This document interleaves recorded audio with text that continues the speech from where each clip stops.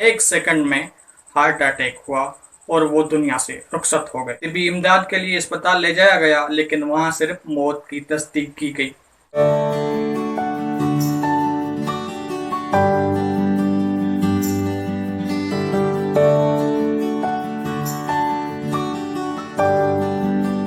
बिस्मिल्लाहिर्रहमानिर्रहीम। अस्सलाम वालेकुम दोस्तों, मैं हूं इदरीस अहमद सुमरो। कभी सोचा है हम जिंदगी की भाग दौड़ में इतने मसरूफ हैं कि हमें ये भूल जाता है मौत एक पल की भी मोहलत नहीं देती। आज लाहौर के एक निजी स्कूल में दिल दहला देने वाला वाक़या पेश आया है। नियाज अहमद सिर्फ 36 साल के थे। एक कामयाब लेक्चरर थे, एक उस्ताद थे जो रोज़ इल्म बांटते थे, ख्वाब दिखाते थे। आज अपनी क्लास में लेक्चर दे रहे थे और अचानक बस एक सेकंड में हार्ट अटैक हुआ और वो दुनिया से रुखसत हो गए। जी हाँ, न कोई अलविदा न कोई तैयारी। तिब्बी इमदाद के लिए अस्पताल ले जाया गया, लेकिन वहाँ सिर्फ मौत की तस्दीक की गई।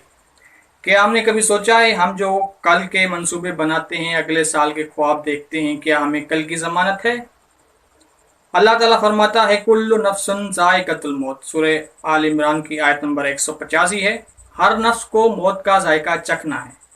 हम भाग रहे हैं पैसा, शोहरत, दौलत, दुनिया के पीछे, लेकिन मौत इतनी खामोशी से आती है कि पता भी नहीं चलता। हज़रत मोहम्मद सल्लल्लाहु अलैहि वसल्लम ने फरमाया, मौत को कसरत से याद किया करो क्योंकि ये लज्जत को तोड़ने वाली है। तिरमिज़ी की एक हदीस है। आज सोचें अगर हम भी कभी ऐसे ही चले गए, क्या हम तैयार हैं? क्या हमने अल्लाह के सामने जवाब देने के लिए कुछ जमा किया है? जिंदगी का कोई भरोसा नहीं, आज है कल नहीं।